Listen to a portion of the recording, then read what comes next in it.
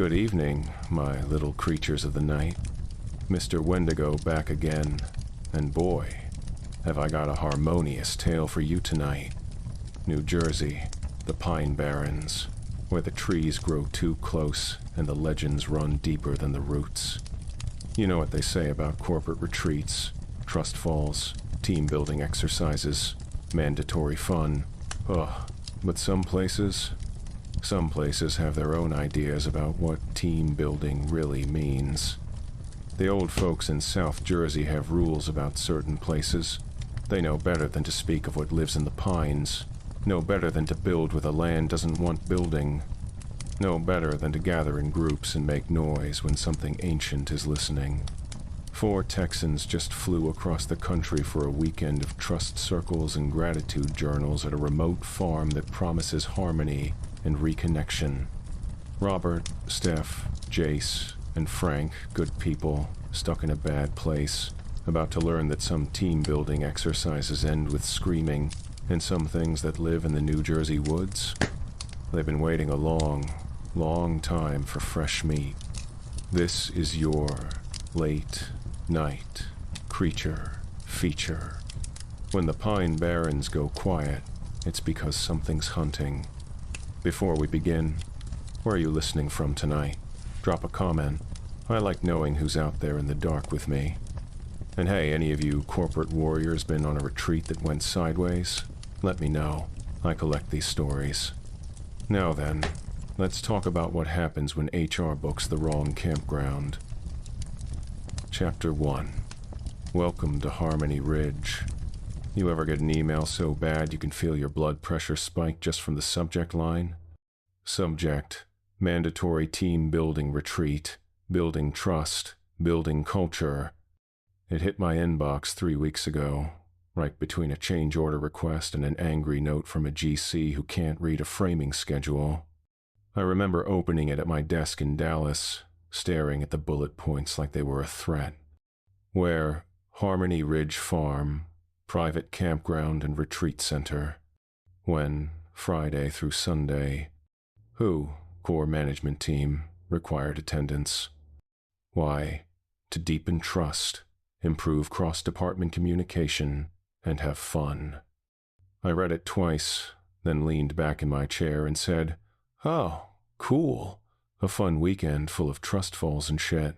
Can't wait to almost drop Frank off a log in the woods."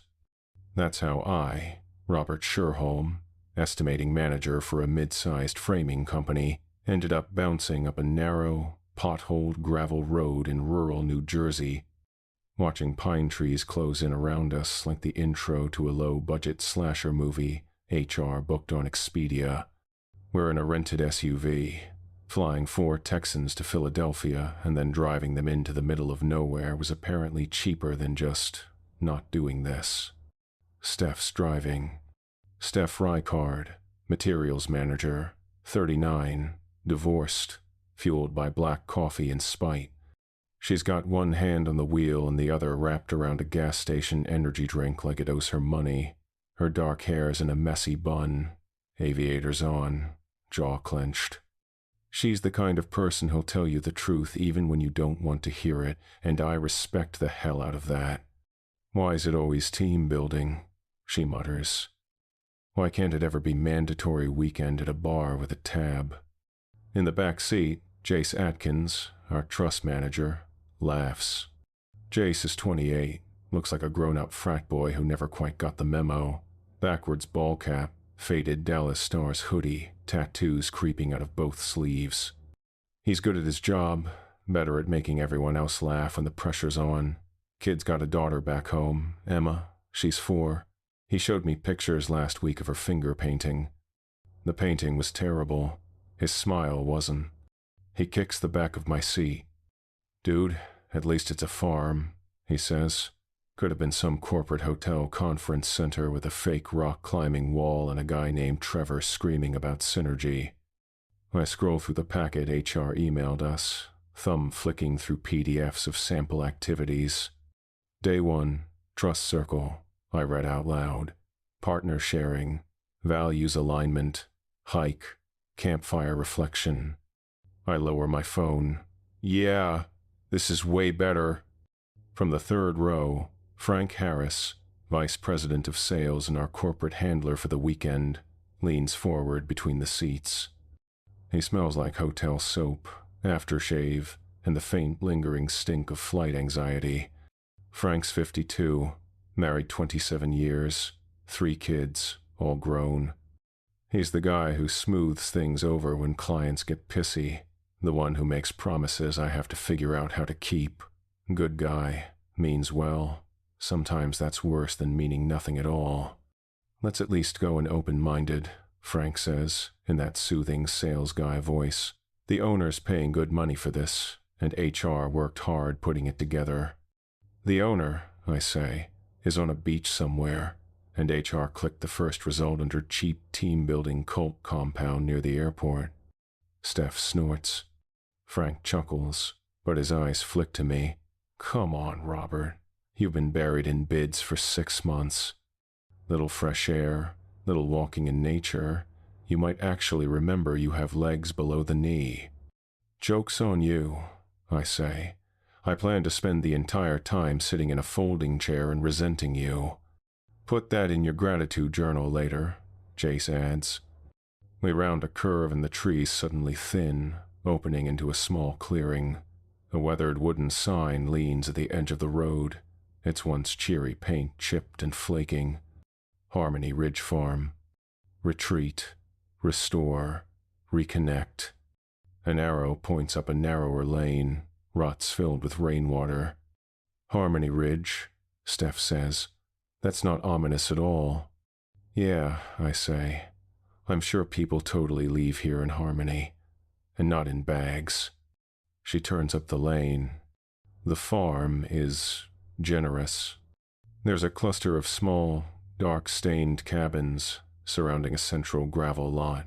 A barn off to the left, sagging slightly, its red paint faded to something closer to dried blood. A low building with a wraparound porch sits dead center, looks like a lodge or main office. Metal folding chairs are stacked under the eaves. Prayer flags flap in the breeze. A chill wind comes off the trees, carrying the smell of damp earth, pine, and something faint underneath, like old hay, or a petting zoo that hasn't seen soap in a while. We roll to a stop in front of the lodge. No cars, no people, no anything. Wow, Jace says. Really thriving operation. Maybe they're inside, Frank says, too quickly. Maybe we're early. I check my watch. We're 40 minutes late. Maybe they're very patient, he says. Steph kills the engine. Silence rushes in, thick and heavy. No highway noise, no distant planes, just wind in the pines and something else. A faint, far-off noise, high and thin. For a second, I think it's a baby crying.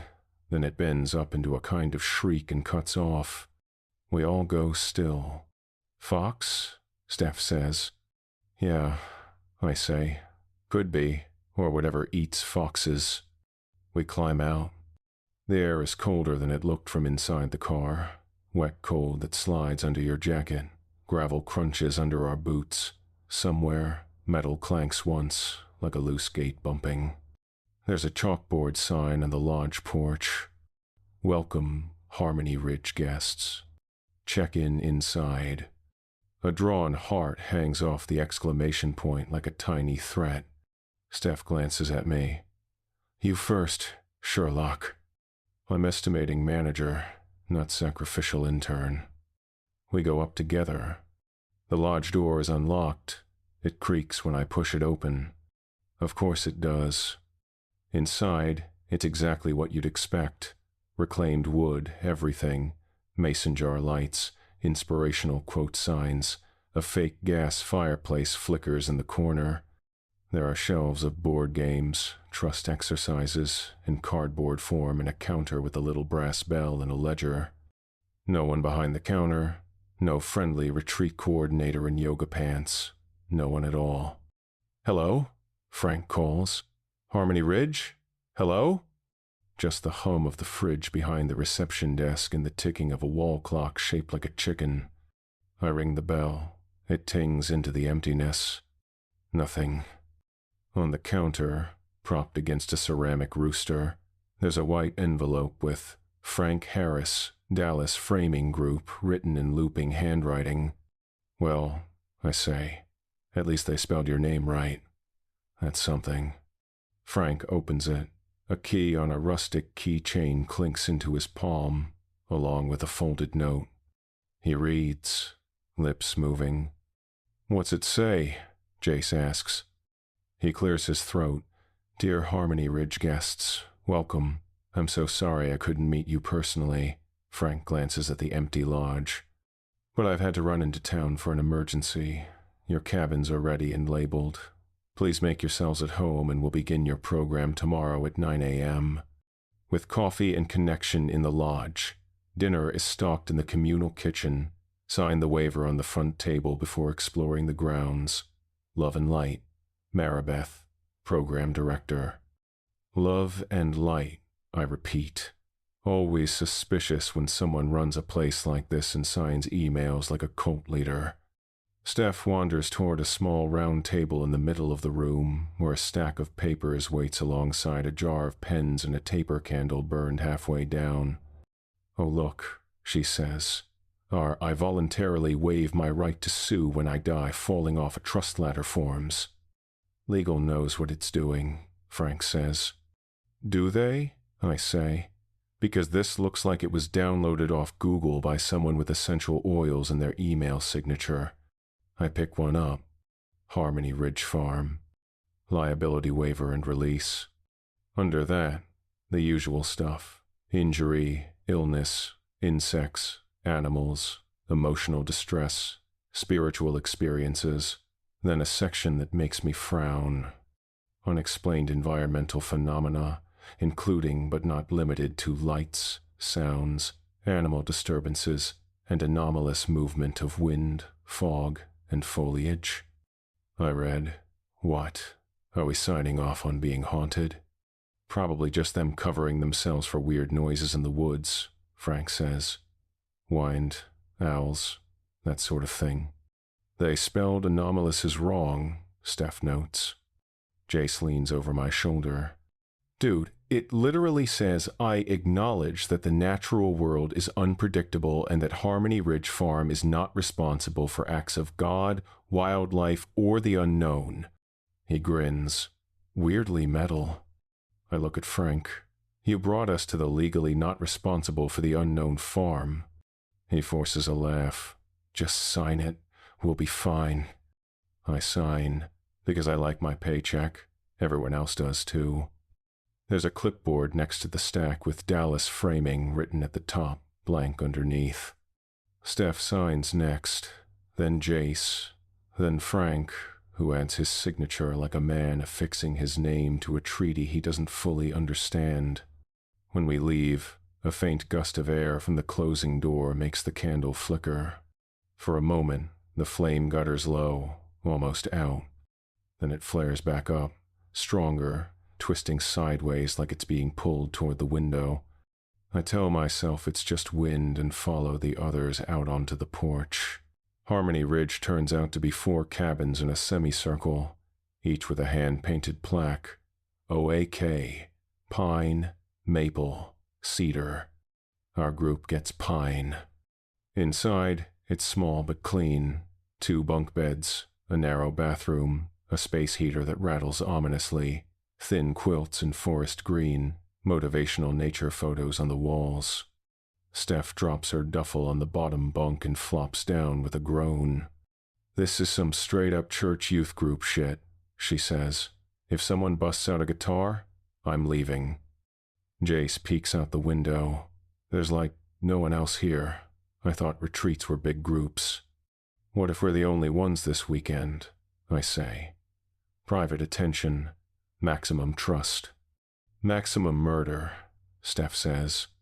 Frank steps in, lugging his suitcase. He looks around, the sales guy optimism starting to crack. "Okay," he says, like he's selling himself this whole experience in real time. Okay, this'll be good. We'll unplug, talk through some of the tension on the big jobs, get to know each other outside the office. Fresh context, fresh perspective. You can just say, we'll talk about why estimating hates sales, I say. He smiles tightly. I don't think you hate sales, Robert. I don't hate sales, I say. I hate promises. Steph barks a laugh. Guys, Jace says, come on, no work talk yet. We just got here. Let's go walk around before it gets dark. Scope out where they're going to make us fall backwards into each other's arms. He's not wrong. It's only late afternoon, but the sky has that gray, heavy quality that says early sunset. Clouds are thick overhead. The tree line looms all the way around the property, dense and dark. We drop our bags and head back out. There's a small fire pit in the center of the cabin circle, ringed with log stools. A path of flat stones leads past it toward the barn and another toward the woods, where a hand-painted sign says Trust Trail. Oh, I hate that, I say immediately. Trust Trail, Steph repeats, deadpan. What's at the end, a bonfire or a shallow grave? Could be both, Jace says, already walking that way. Come on. The air feels colder near the trees. The path narrows, stones giving way to hard-packed dirt. Someone's put up little wooden signs along the way with phrases burned into them. Honesty, communication, vulnerability. Where's the one that says lunch break? I mutter. The woods here are different from what we're used to back in Texas. No scrubby oaks, no wide-open sky. The trees are tall and close, trunks straight as columns, branches knitting overhead.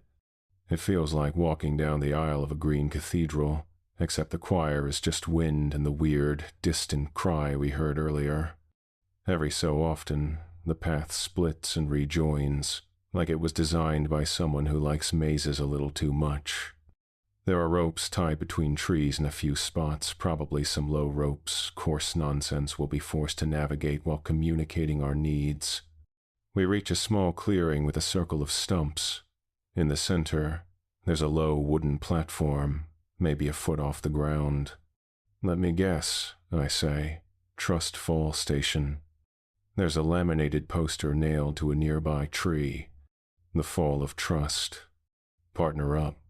Stand with your back to your team. Cross your arms.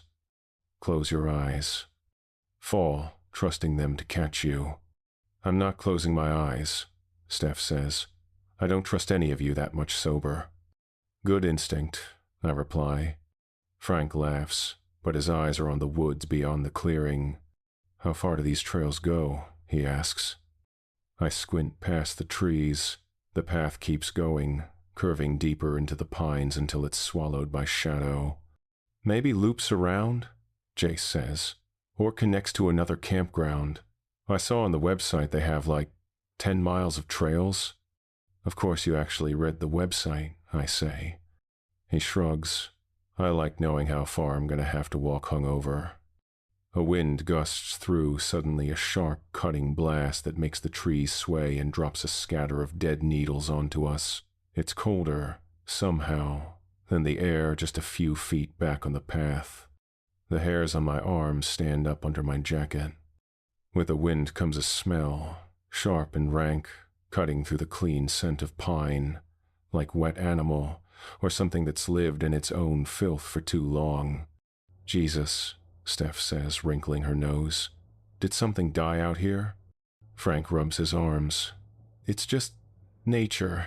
We're just not used to it. Let's head back before it gets dark, okay? We can explore more in the morning. He says it casually, but there's a tightness in his voice I don't miss. We start back. Halfway to the main clearing, something snaps a branch off to our right. A heavy crack, not just a twig. All four of us stop. I look toward the sound.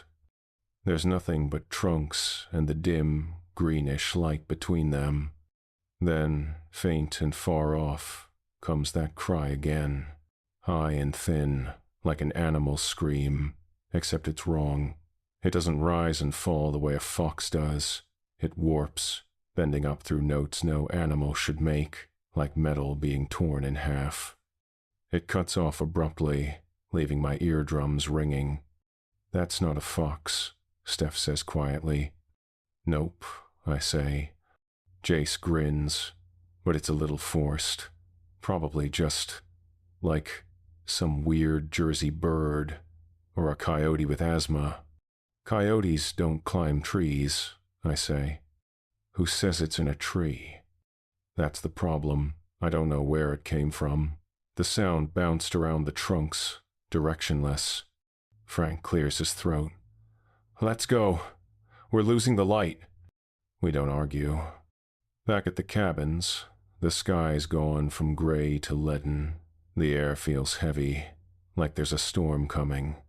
A faint mist has started to gather at ground level, curling around our boots as we cross the lot. The communal kitchen is a smaller building behind the lodge, a long, low room with linoleum floors, fluorescent lights, and industrial fridges.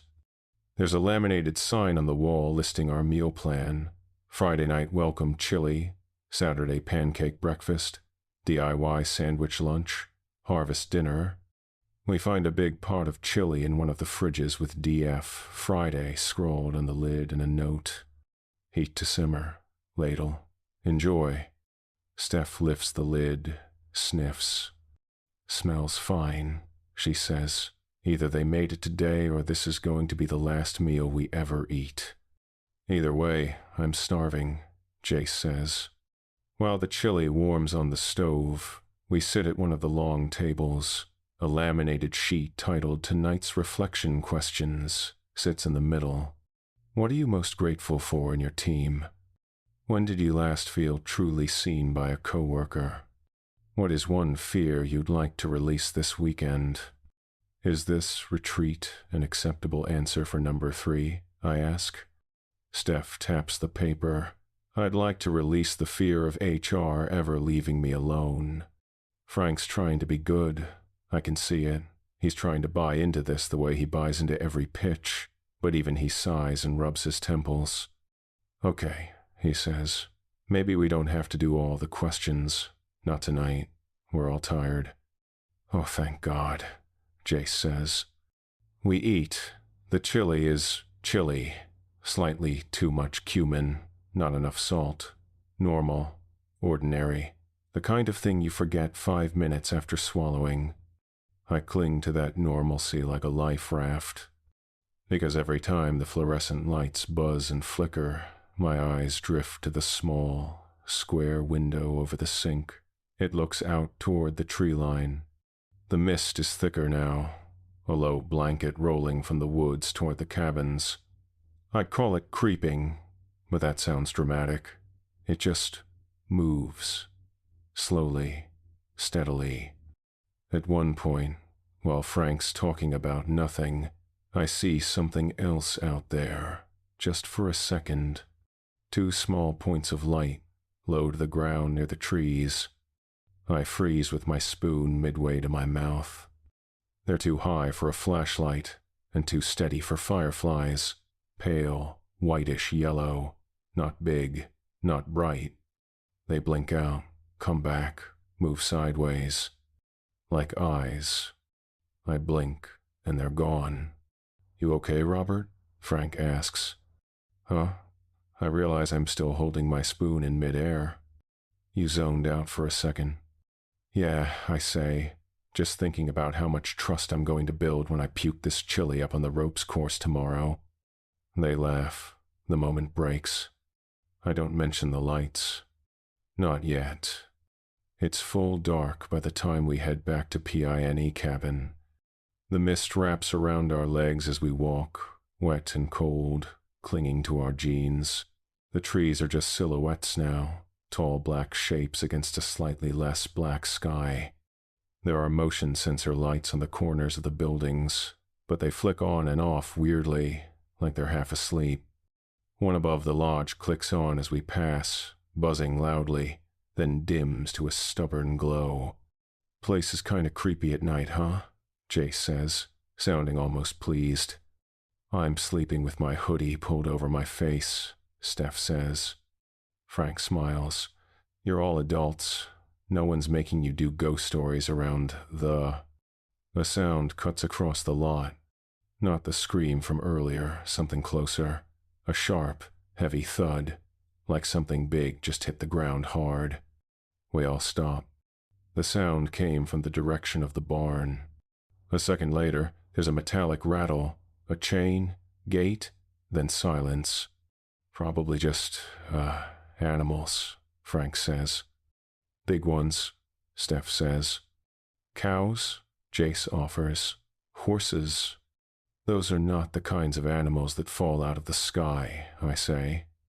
We stand there in a little clump for a few beats, looking toward the barn.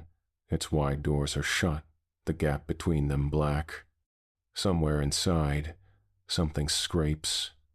Long and slow, like claws on wood. I feel it in my teeth. Nope, Steph says finally. Absolutely not. Cabin, now. We go.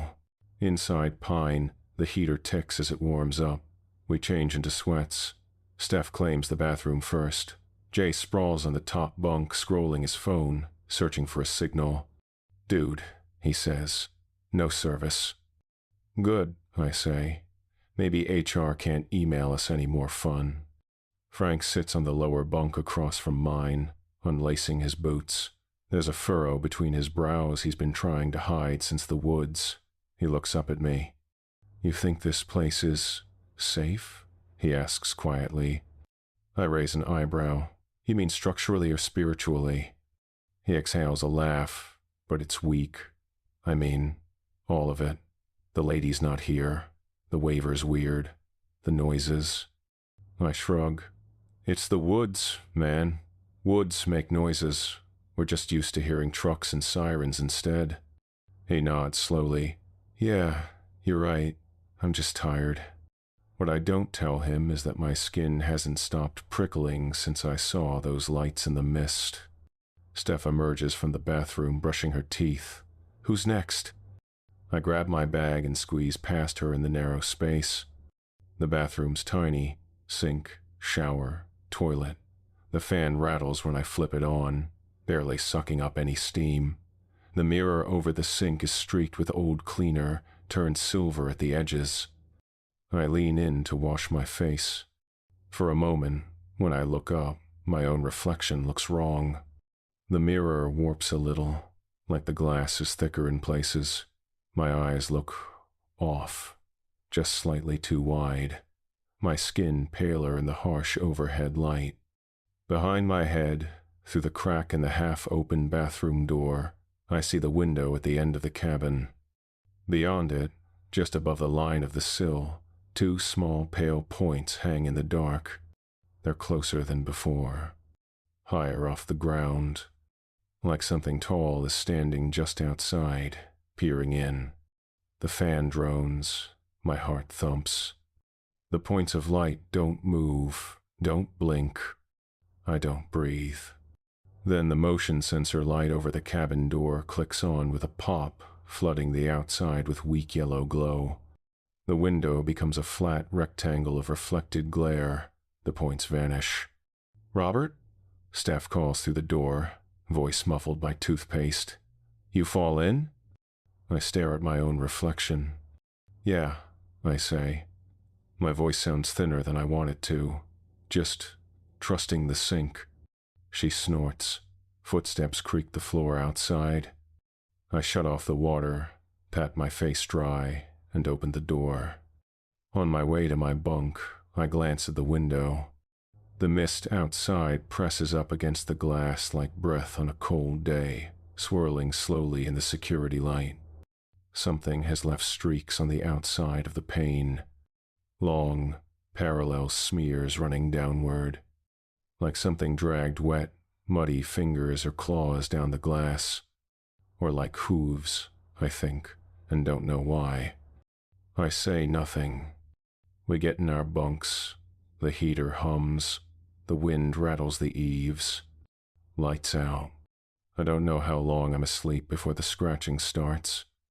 At first, it's folded into a dream where I'm back at the office, and the drawings are literally bleeding, red ink dripping off the paper onto my shoes. Then the sound keeps going after I blink awake. Scratch, scratch, scratch. Not frantic, not random, slow, measured, right on the edge of the wall behind my head. For a second, I lie there, staring into the dark, listening. The cabin is otherwise still. I can hear Steph breathing on the bunk above me, Jace snoring softly across the room. The heater kicks on with a low whine. Scratch, scratch, scratch. I ease onto my back, trying not to creak the mattress. Frank? I whisper. No answer. Jace? Nothing but breathing. I reach down, slowly, feeling for my phone on the floor next to the bed. My fingers close around it. I lift it up and tap the screen, squinting against the sudden rectangle of light. 2:13 a.m. The scratching stops. The silence that floods in after is somehow worse. I stare at the wall, lit faintly by my phone's glow. Probably a branch, I mutter to myself. Just a branch. Something thumps on the roof. A heavy, solid impact that shakes a sprinkle of dust from the beams. I freeze. The breath in the room changes. Steph inhales sharply above me. Jace's snore stutters and dies. We're all awake now. I kill the phone's light. In the darkness, we listen. Whatever's on the roof moves. It's not the patter of squirrel feet or the skitter of something small. It's heavier, slower. Each step lands with a dull, resonant thud, making the thin cabin structure creak. It walks from one end of the roof to the other. Pauses. The air feels too thin. Low and muffled through the ceiling, something snorts. Wet, animal, wrong. My heart is pounding so hard it hurts. From the bunk above, in the softest whisper I've ever heard her use, Steph breathes. That better be a very fat raccoon. Something scrapes. Claws or hooves drag along the shingles, moving toward the side of the cabin where the window is. And then, far off, out in the trees, that shriek knifes through the night again. Louder this time. Closer. The thing on the roof answers. Not with another scream, but with a sound that makes my bones want to crawl out of my skin. A high, wheezing hiss, like air being forced through a throat too narrow. It trails off into a click, click, click, like teeth being chattered together. It sounds excited. Outside, in the dark, something is circling the cabins. Something big. Something that doesn't care that Harmony Ridge Farm is supposed to be about trust and reconnection and gratitude. Something that heard 4 out-of-town idiots sign a waiver against the unknown and decided to introduce itself. I lie there in my bunk, fingers clenched so tight around my phone my hands gone numb, and one very clear thought slides through the static in my brain. This weekend is not going to end in Team Harmony. If we're lucky, it ends with bodies. If we're not, whatever's on the roof might leave nothing behind at all. And whatever it is, it's not alone. Chapter 2. Trust Falls and Blood Trails. I don't remember falling asleep again. One moment something's pacing on the roof, making the whole cabin twitch with each step. The next, pale morning light is leaking through the blinds like it's scared to come inside. Steph shakes me awake. Robert, hey, rise and shine, sunshine. HR says we gotta go share our feelings. I groan and sit up, rubbing my eyes. The cabin smells like cold air, old quilts, and a faint animal musk that absolutely wasn't here last night. Jace sits on the edge of his bunk, elbows on knees, staring at the floor. You guys heard that shit, right? He mutters without looking up. Tell me I didn't dream a moose breakdancing on the roof. Steph snorts. Moose don't make clicking noises. Frank is by the window, looking out through the blinds like a man expecting an ambush. "It was an animal," he says. "That's all. A big one, maybe. Or maybe just the wind." "Frank," I say. A stiff breeze did not walk laps above our heads at 2 in the morning. He doesn't answer. I get up and pull on my boots, bracing for the outside air. As soon as I open the cabin door, cold hits me like a wet slap. The mist from last night is lighter, but still hanging low over the ground, swirling between the cabins. Harmony Ridge has not gotten prettier. Steph steps out behind me, squinting. "Oh, great," she mutters. "We woke up in a low-budget horror film." Something crunches under her boot. She lifts her foot. A hoofprint stares up at us. Not a deer hoofprint, not a goat. This one's wrong, too long, too narrow. The edges sunk deeper than the center, like whatever made it weighed a hell of a lot and balanced on the front of the hoof. The print points directly toward the path leading to the woods. "Oh, hell no," Steph whispers. Jace crouches down, tracing the outline with his finger. "This is not normal." Frank steps backwards like the dirt itself is cursed.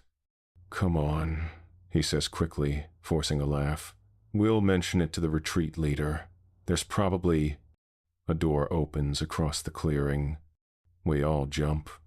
But it's just a woman in a bright fleece jacket and hiking pants, carrying a clipboard like it's her emotional support animal. "Good morning, Harmony Ridge guests," she chirps. Her voice is nails on a chalkboard. "Maribeth?" Frank says, sounding like someone who just saw a life preserver. "That's me," she beams. "Who's ready for reflection exercises? We'll begin with coffee and connection in 15 minutes. Steph leans over to me and whispers, "I'd tackle her for that coffee if I thought she could take me." Maribeth claps her hands. "Be sure to bring your water bottles. Hydration is harmony." I stare at her. "Are the animals around here, active?" She smiles even wider. "Oh, we're very blessed with wildlife. Deer, foxes, coyotes, owls." I glance back at the hoofprint. Yeah, definitely not a deer. And the occasional stray goat from the farm down the ridge. Steph mutters, "Lady, that goat has rabies and a gym membership." Maribeth flits off toward the lodge. The moment she's gone, Jace stands up and brushes dirt off his hands. "Okay," he says. "So, we gonna pretend that print is from a goat on steroids, or are we going to accept that we might get murdered by whatever screamed last night?" "I vote panic," I say. "I vote breakfast," Steph says. Frank wipes his palms on his jeans. "Let's just stay together today. No wandering off alone. No exploring trails. No splitting up for any reason. We all agree faster than I've ever seen a team make a decision. Coffee and connection, a.k.a. hell." The lodge smells like burnt toast, stale incense, and the faint, lingering aroma of people who believe in crystals. Maribeth has arranged folding chairs in a circle. Middle of the circle, a little table with a tea candle burning in a mason jar. Oh, good rituals. We sit. Maribeth beams at us like we're campers on the first day of friendship school. "Let's open with gratitude," she sings. "Everyone share one thing you're grateful for about your team." A long silence follows. Finally, Steph says, "I'm grateful nobody called in sick to get out of this." Maribeth doesn't seem to realize this is an insult and claps happily. Next, it's Jace's turn. "I'm grateful we haven't had to do any trust falls yet," he says. Frank goes next. "I'm grateful for, the opportunity to reconnect." He sounds like he's reading hostage instructions off a wall. Then it's me. I clear my throat. "I'm grateful," I say slowly, "that none of us died last night." Maribeth tilts her head. "Oh, did you have trouble sleeping?" "Something was on our roof," Jace says. "And something screamed in the woods," Steph adds. And something left a hoof print that does not belong to a goat, I finish. Maribeth freezes mid-smile, just for a beat. Her eyes flick toward the window. Then her expression snaps back into place like a mask being adjusted. Oh, I'm sure it was nothing. This land has a very rich natural soundscape. I lean forward. What about the claw marks on the window? Steph elbows me, but it's too late. Maribeth's smile goes stiff. Window condensation can look like many things, she says. It is the most useless sentence I've ever heard. And I work in construction. Before anyone can push further, she claps loudly. Time for the trust walk. Trust walk of doom. Of course, the trust walk is a blindfolded hike through the woods. Because why wouldn't it be? The sun is fully up now, but the forest is still dim under the canopy. A fog hangs in patches like leftover ghosts. Maribeth hands each of us a blindfold. No, Steph says. You'll be perfectly safe. Maribeth chirps. One partner guides, the other follows without sight. No, Steph repeats. Frank tries. Come on, everyone. This is the activity, the owner specifically. There's a sound behind us. All four of us whip around. A branch snaps somewhere deep in the trees, then another, closer, heavy steps, slow. Maribeth doesn't seem to hear it. She's too busy tying a blindfold around her own head. Trust is surrender, she calls. Steph leans close to me. If a demon shows up, she's getting eaten first. Jace nods. Circle of life. Another crack sounds. Louder. A shadow shifts between the trees, tall, thin, too smooth in its movements, then gone. I swallow. Okay, Frank says tightly. No blindfolds. We're doing this with eyes open. Maribeth lifts her blindfold. She looks annoyed. Well, that's not very open-hearted. A scream rips through the forest.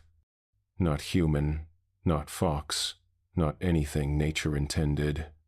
It's the same sound from last night, but closer, way closer.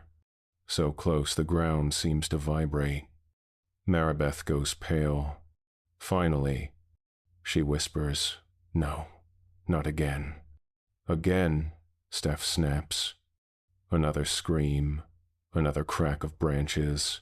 Something moves through the trees, fast, coming toward us. Maribeth drops her clipboard. Back to the cabins, she hisses. Now. We run. The Jersey Devil arrives. The woods behind us explode. Branches snap, trees shudder, birds blast out of the canopy in a panic of wings and shrieks. We sprint down the truss trail, gravel slipping under our boots. Something huge crashes behind us, hooves slamming into the earth with weight that shivers the ground. Steph grabs my arm and yanks me forward. Move, Robert. I do. Ahead, the clearing opens the fire pit, the cabins, the lodge. We burst into the open, and the thing chasing us bursts out of the trees. I see it in pieces. 2 tall legs, jointed wrong. A body that moves like a starving horse. Skin stretched tight over bone. Massive wings tucked close like black leather. A long, twitching tail. And a head.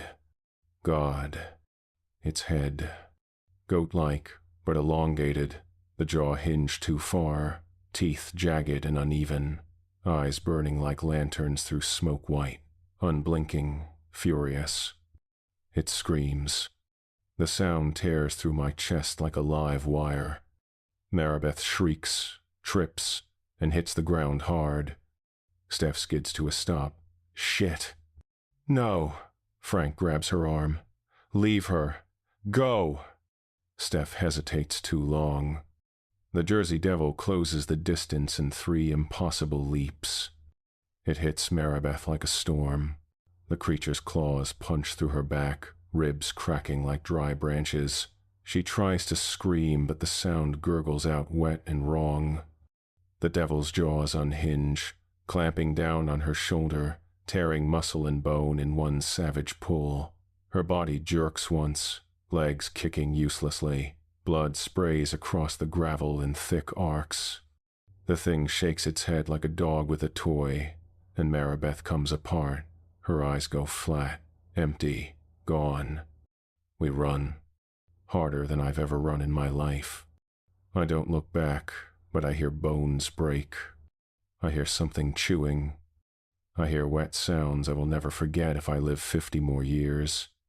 Which, given our odds, seems generous. We sprint toward Pine Cabin. Jace yells, "Get inside! Get inside!" We reach the door. Frank fumbles the handle. Steph shoves him aside, slams it open, and we dive inside. I throw my weight against the door and slam it shut. Steph locks the deadbolt. Jace pushes a bunk bed against it. Frank drags the dresser over. We back away, panting, shaking, staring at the barricaded door. Outside, the creature screams again. This time, right outside. The cabin walls shudder. Something scrapes along the siding. Slow, deliberate, like it's feeling the perimeter. Looking for a way in.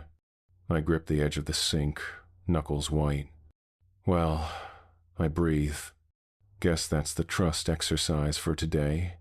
Steph lets out a hysterical laugh. No one else does.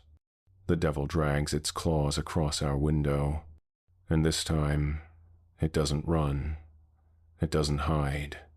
It just waits. Like it knows we're trapped. Like it's enjoying this. Like it has all weekend.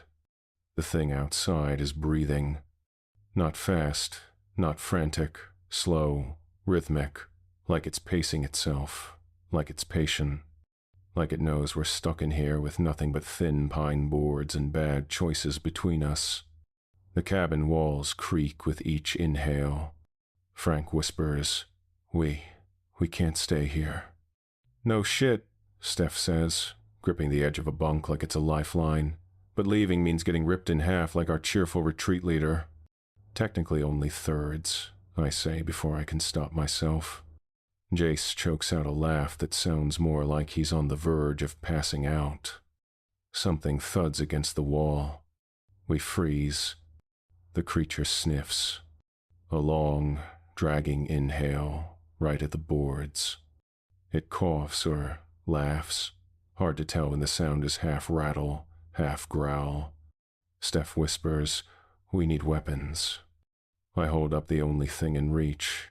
A ceramic bedside lamp shaped like a pine cone. She stares at me.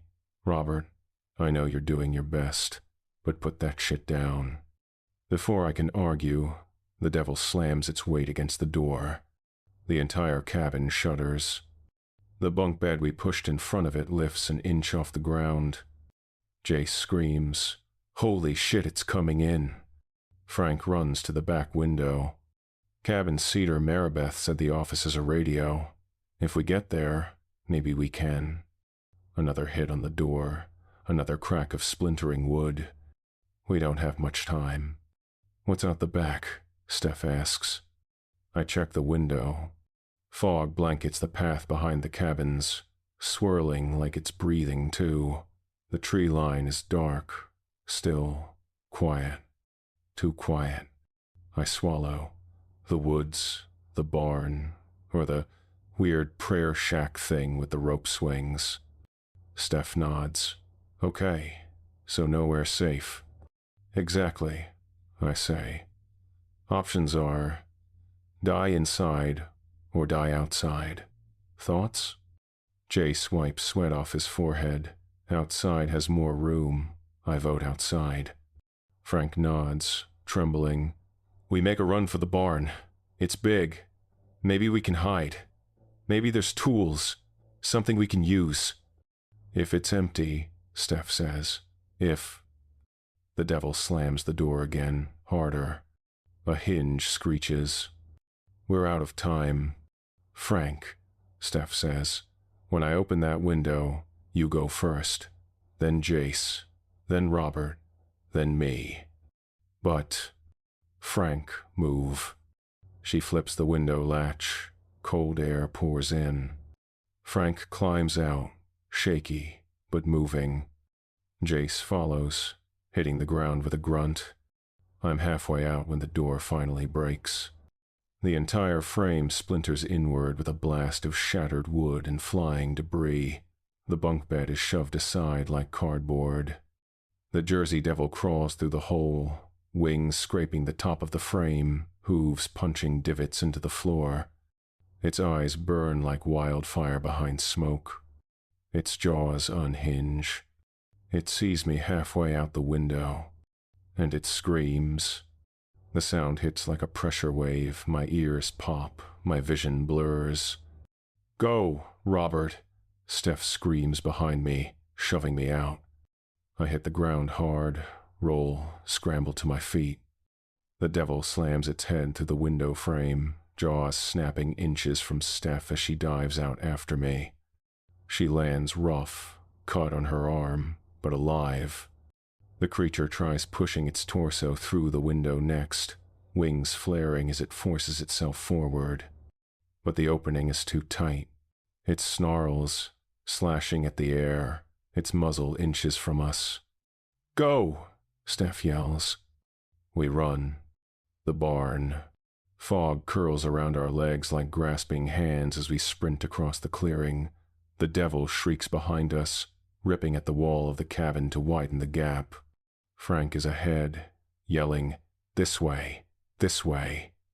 We reach the barn, all four of us piling at the doors. They're old, swollen, stuck. Pull, Steph yells. We yank. Nothing. Hooves slam the ground somewhere behind us. Getting closer. Again. We pull. The door groans open just enough for Frank to squeeze through, then Jace, then me. Steph is halfway when something hits the barn wall behind us. Hard. Dust rains from the rafters. Steph screams as she stumbles in, then slams the door shut behind her, throwing the metal bar into place. The devil hits the other side so hard the entire wall bows inward. Wood cracks. Dust falls like snow. I back away, chest heaving. This thing is way too determined. Steph grabs a long, rusted pitchfork off the wall. Well, it wants a team-building experience. Let's give it one. That's not how those work, I say. It is now. The devil circles the barn, claws scraping along the siding, hooves thud, wings rustle. It's testing, hunting, waiting. Frank kneels by an old wooden workbench, rifling through drawers. Please tell me, yes. He holds up a flare gun. Holy shit, Jace says. We have a chance. Steph cracks a grim smile. Frank, if you hit yourself, I swear I will haunt you. Then, silence. The devil stops. Steph lowers the pitchfork. What is it doing? She whispers. I strain to listen. No footsteps, no scraping, no breathing. Just the wind outside. Is it leaving? Jace asks. Frank whispers. No, something's... The barn roof caves inward. A massive weight crashes through rotten shingles, sending beams snapping and debris exploding into the air. The Jersey Devil drops from above, wings unfurling, landing in the center of the barn with a ground-shaking thud. Its shadow swallows us whole. How did it get on the roof? I shout. It is wings, Robert, Steph screams. Right, yep, good point. The devil lunges. Jace jumps first, swinging a shovel like a baseball bat. The creature knocks him across the barn with its wing. He hits a stack of hay bales hard enough to crack the wood slats behind them. Jace, Steph screams. It snaps its head toward her. Steph jabs with the pitchfork, catching it in the shoulder. It roars not in pain, but surprise. Frank fires the flare gun. The flare blasts into the devil's face in a burst of blinding light and cracking fire. The creature recoils, shrieking, clawing at its smoking cheek. Out! Out the side door! Frank yells, pointing. We bolt for the side door while it staggers. Steph pulls Jace up by his hoodie, dragging him. He stumbles but moves, coughing, blood running from his nose. The devil shakes off the flare, lifting its head. Its burned eye glows brighter, hotter, angrier. It screams. The barn trembles. The door ahead is 10 feet away. We sprint. My heart is going to rip out of my chest. Frank reaches the door first, throwing it open. Go, go, go. Steph and I burst through. Jace is right behind us. The devil's tail whips out like a bullwhip. It catches Jace around the ankle. He goes down hard, face first into the dirt. Jace, I scream. The creature drags him backwards. Fast. Jace claws at the ground, fingers digging furrows in the dirt, screaming. No help. Steph grabs for him, but the devil is too fast. It hauls Jace back into the barn. The door slams shut. Inside the barn, Jace screams. The sound cuts through the walls, high and desperate and wrong. Then it stops. The silence lasts 3 seconds. Then the wet sounds start. I hear ribs crack. I hear something tear. I hear Jace trying to breathe through a throat that isn't working anymore. A wet, gurgling rasp that makes my stomach twist. The devil's claws punch through his chest from behind, ribs spreading with a sound like green wood splitting. Blood pours out hot and fast, soaking into the dirt. Jace tries to speak maybe Emma's name, maybe just a sound, but his lungs are collapsing, filling with blood. The creature lifts him off the ground, shaking him once like a rag doll. His arms drop. His head lolls. The devil tosses him aside, and I hear the wet thump of his body hitting the barn wall. Bone against wood. Final. Done. Jace Atkins, 28 years old, father of 1, dead in a barn in New Jersey because HR wanted us to build trust. Outside, we stand frozen. Steph's hand is still outstretched where she tried to grab him. Frank makes a sound like he's choking. I can't move. Can't think. Can't process that Jace kid who showed me pictures of his daughter last week is gone. The barn door explodes outward. The devil steps through, blood dripping from its jaws. It looks at us, tilts its head, and smiles. Run! Frank roars. We run. Chapter 3. Harmony Falls. We don't make it to the lodge. The devil is too fast. It cuts us off, wings spreading wide, blocking the path. We skid to a stop in the gravel clearing between the cabins and the main building. Nowhere left to go. The creature stalks forward, slow now, unhurried. It knows we're trapped. Steph raises the pitchfork, hand shaking. Come on, you ugly bastard. Come on. Frank holds the flare gun, but his hands are trembling so bad I don't know if he can aim. I've got nothing, just my fists and the certainty that I'm about to die in the woods wearing a company logo fleece. The devil opens its jaws. That's when Frank steps forward. Wait, he says. His voice is shaking, but steady. Frank, I start. I know what this is, he says quietly. The devil pauses, like it's listening. Frank swallows hard. My grandmother grew up in South Jersey, near the Pine Barrens. She used to tell stories about the Leeds devil, about Mother Leeds and her 13th child. The creature's head tilts. Steph whispers, Frank, what the hell are you? The story goes, Frank continues, voice stronger now, that in 1735, a woman named Mother Leeds was pregnant with her 13th child. She was poor, desperate. angry, and she cursed the baby, said, "Let this one be the devil." The devil's eyes burn brighter. And when the baby was born, Frank's voice cracks. It wasn't human. It changed, transformed into something with wings and hooves and a hunger that couldn't be filled. It killed the midwife, killed half the family, flew up the chimney and disappeared into the pines. He looks at the creature. They say it's been out there ever since, hunting, feeding, drawn to places where people gather, where they pretend everything's fine, where they build their little retreats and talk about harmony and peace. The devil takes a step closer. Frank laughs, bitter and broken. "You hate us, don't you? Hate what we do. Coming out here, trampling through your woods, acting like we own the place. Building our campgrounds on cursed ground, pretending the old stories aren't real." The creature opens its mouth. That clicking sound again. Frank raises the flare gun. "Well," he says, "guess what? The stories are real, and we're fucking sorry." He fires. The flare hits the devil square in the chest. It shrieks, stumbling back, flames spreading across its leathery skin. "Go!" Frank yells at us. "Get to the lodge! Now!"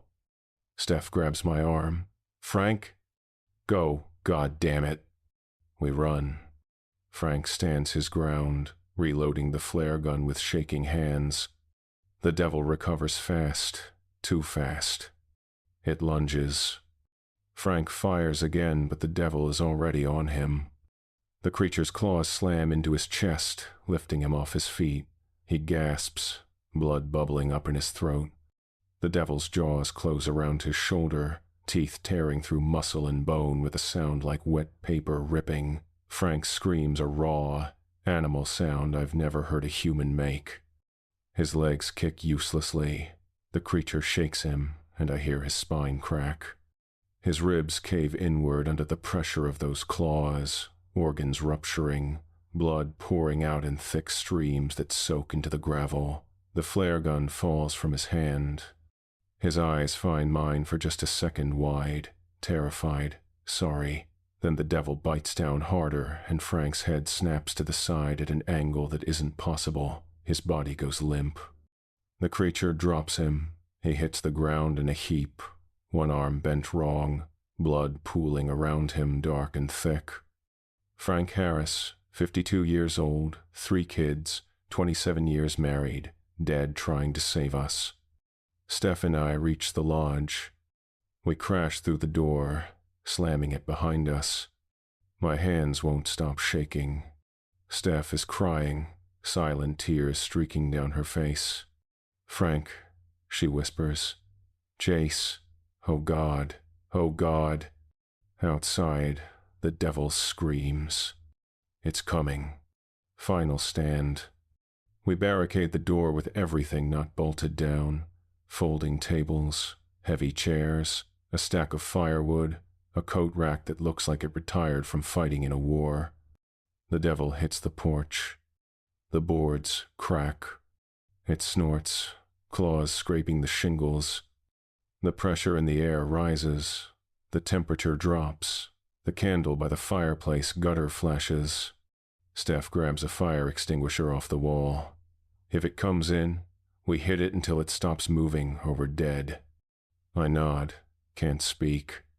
My throat is too tight. Outside, the creature circles. Testing. A shadow passes the window. Tall, twisted, slow. Something taps the glass once. A claw. Then a second time. Then harder. Crack. The glass spiderwebs. The devil presses its burning eyes up against the broken pane. Steph says softly, "Robert, it's been an honor working with you." I look at her. "Yeah, you too." The devil inhales. The window explodes inward. It comes through. Wings unfurled, teeth bared, smoke rising from the burned patches on its face and chest. Steph charges. She swings the fire extinguisher with everything she has. It connects with the devil's jaw with a crack so loud I feel it in my bones. The creature staggers. I grab a broken chair leg and rush in. We fight. Not like heroes, not like warriors. Like two desperate people who refuse to die without a fight. Steph hits it again. The extinguisher dents its skull. I swing the chair leg at its knees. It connects. The devil buckles. It roars, backhanding Steph across the room. She hits the wall hard, slumping. Steph! The devil turns to me. Its jaws open. I'm going to die. Then, a beam from the ceiling, weakened by the earlier flare fire, groans. It cracks, falls, crashes down directly onto the devil's back, pinning its wings to the floor. The creature shrieks, thrashing. I don't think.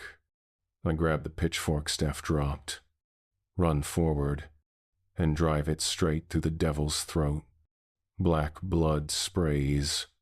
The creature convulses, claws scraping the floor, wings beating uselessly against the beam. I push harder, deeper. The devil's eyes flare white, then dim.